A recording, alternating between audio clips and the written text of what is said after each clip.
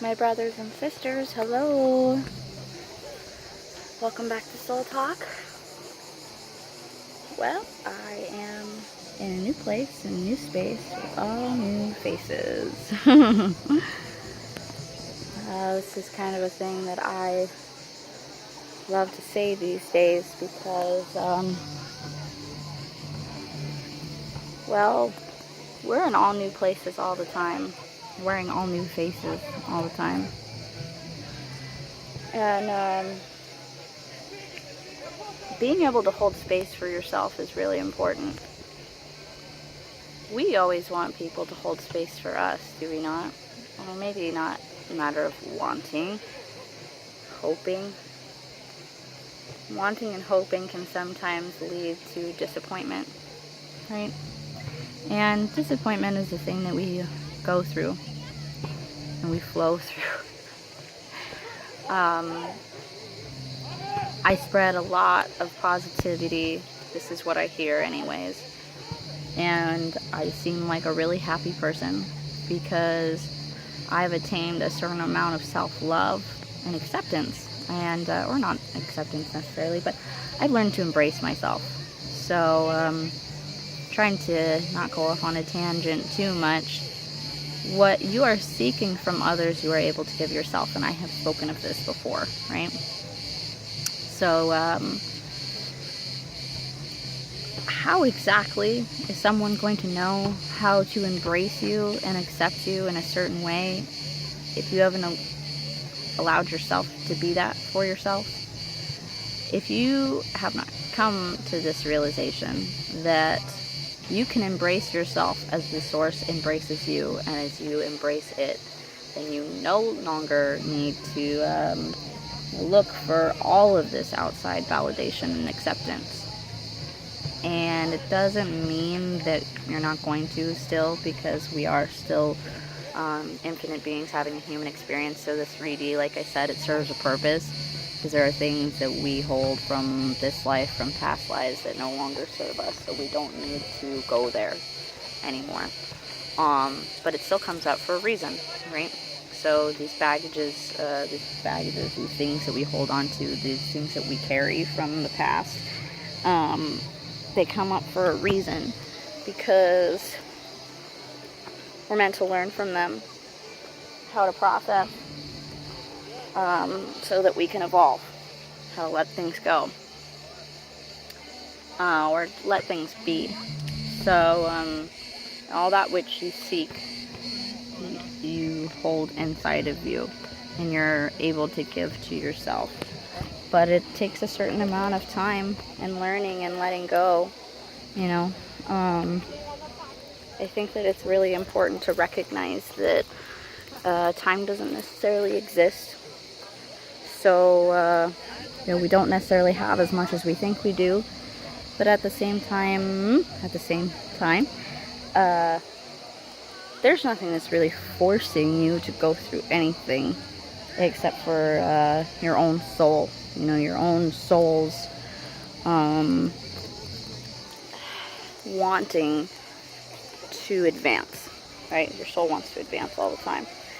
So it's important to look at things in this light. Look at yourself in this way. And that you needn't look too far to find that it's all within you. But anyways, I go through a vast amount of emotions even every day. I'm not always in this state of happiness, right? Because sometimes things reach a plateau. I've gotten to a certain point with, evolving, and then I reach this, just a standstill, I guess, in a certain way, and it's because there's a certain amount of blockage that's still there. So I experience a different range of emotions all the time. Happiness, sadness. I still experience some disappointment. But when I come to that, I see that it's for a reason. There's still some artificial layers of myself that are hanging around. And they're hanging around because I'm meant to learn from them. There's still lessons to be learned there. And our learning is never over, right? until you move past your last life, until you ascend and you become a spirit, one with the spirit, you're not done learning, ever. We're not done evolving. We're never finished projects. Even after we ascend and we become spirit guides, it's not necessarily that we're finished, right? Because, and we often have others that we guide as we have been guided. So I don't think depression is this thing that a lot that most people can really understand, because I think that it can present itself in different ways. Depression has everything to do with fear. No, fear is not what a lot of people think it is. It's not necessarily, oh, I'm afraid to do this, or I'm afraid to go there. I'm afraid to be alone, or I'm afraid to be with people. No, it's the fear of not being good enough, right? The fear of not having what we need within ourselves, or that fear that that someone won't love us and accept us or embrace us in the way that we wish that they would. So that fear is really an illusion, right? We are brave. We are always brave. And the soul knows where to go. If you feel stuck in a certain way, that's also an illusion. Your fear of not being able to move, it's an illusion. You stay where you want to stay, and you'll go when you need to go. This is what spirit does for you. And if you're ignoring this, that sometimes is when some hardship can come up, you know? When you have this illusion like you need to let somebody go instead of realizing you need to just let them be. Because a lot of us are part of the same star, guys. So you can't really let somebody go, that which you have eternal love for, right? So no matter how much you run away from a certain person, at a soul level, you'll be brought back to them. At an energetic level, you'll be brought back to them, even if you haven't seen them for days, months, or years, even if you haven't spoken. There are some times where I'm sure you've gone through this, right? I know we all have. Where you can feel like a certain person is right next to you. They're right the fuck next to you, right? And no one else can see them. What is this about? If you watch this show, I'm just going to promote this out there, Sense8. This really talks about empathic people and soul family in this way. What is soul family, right? Soul family is a person that which your spirit recognizes, that which your soul feels called to, and you want to dive so deeply into them whilst also realizing that there's no real need for you to say certain things, because at a soul level, you already know them. At the heart level, you're already connected.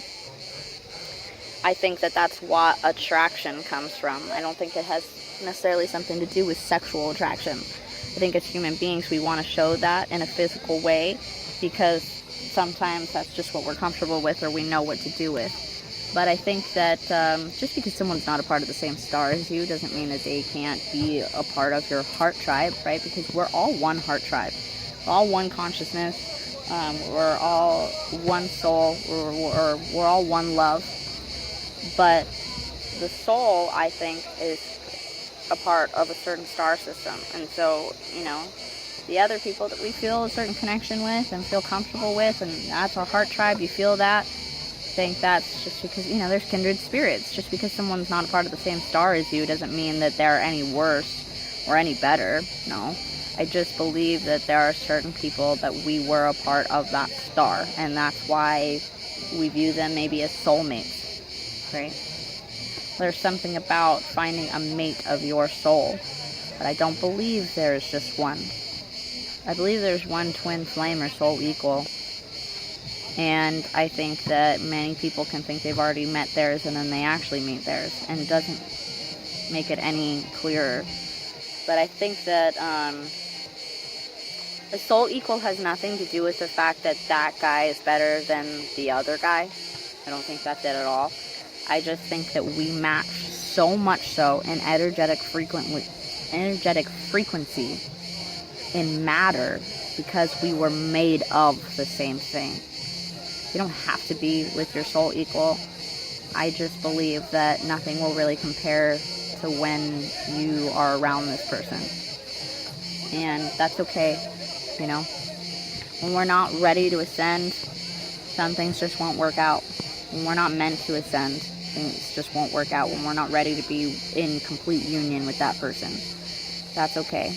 Just like these negative emotions that we go through, this depression that we go through, that's okay too. Sometimes it'll show up in so many different ways that it's meant to teach you. So if at times you don't want to leave the house and you're feeling terrible about not wanting to leave the house, it's all right. It's normal. You're not the only person that's gone through it. It may be presenting itself in a different way because we have different perceptions which create our own reality, as I spoke of before.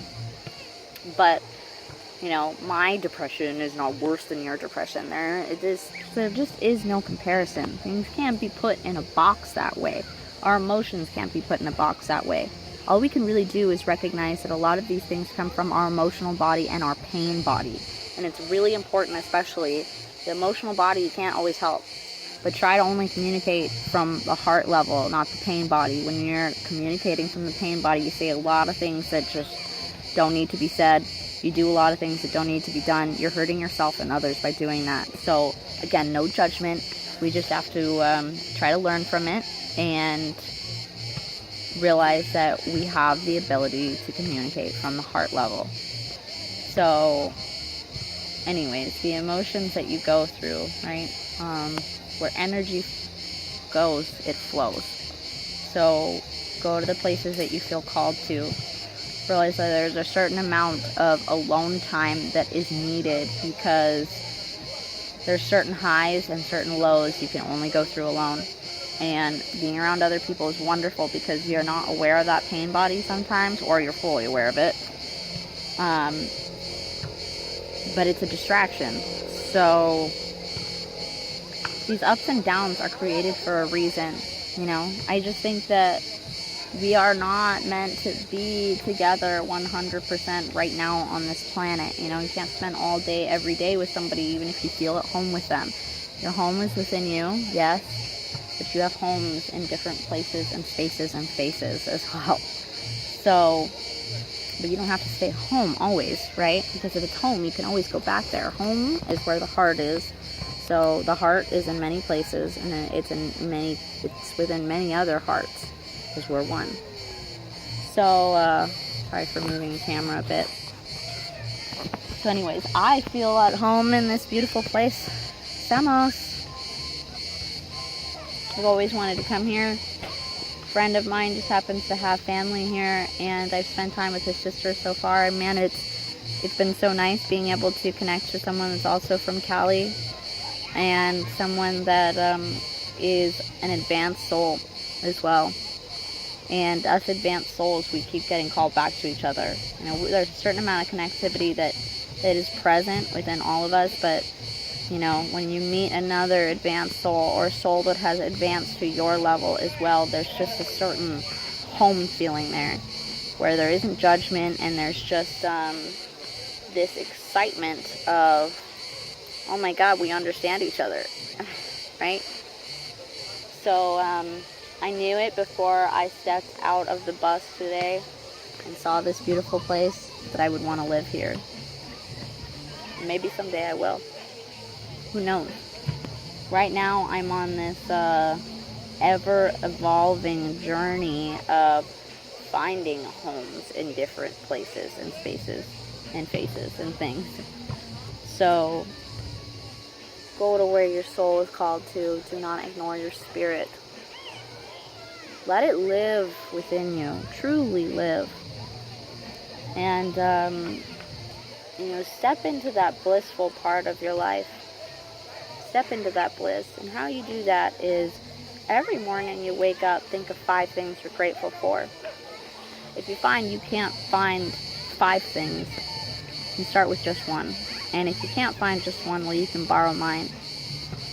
Every morning I wake up, I thank Source that I am alive, that I am healthy, that I have love in my heart, that I have peace in my soul, and that I have some clarity in my mind. And anytime I am lacking of that, I thank Source for showing me that and giving me an opportunity to work on that for this day. Okay? So I know we kind of went through a couple different things today, but actually that last message that I sent, that's what this video was really about. Stepping into bliss in your life, alright?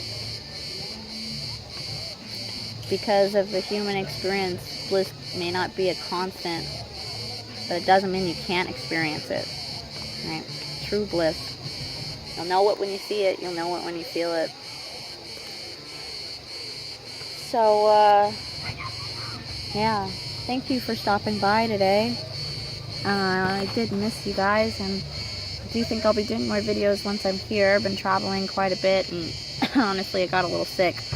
But I believe that's because there's a lot of things that I'm meant to let go of as well. I don't think sickness just comes from nowhere. I don't think it's just because of lack of sleep or maybe certain things that I'm not drinking, like I wouldn't ginger and whatnot that I normally would be at home. Because I was here for 2.5 weeks without those things and I didn't get sick. But there's a certain amount of old shit, old bullshit that I need to let go of. Or not need to, but that I am letting go of. Because there's nothing you need to be, you already are that. And it's going to come at the time that it's supposed to. All in divine timing, right? Because you are the divine. And thanks for being a friend of mine. I see you. I hear you. I appreciate you. Thank you so much for stopping by. I hope you have a beautiful day. Bye-bye.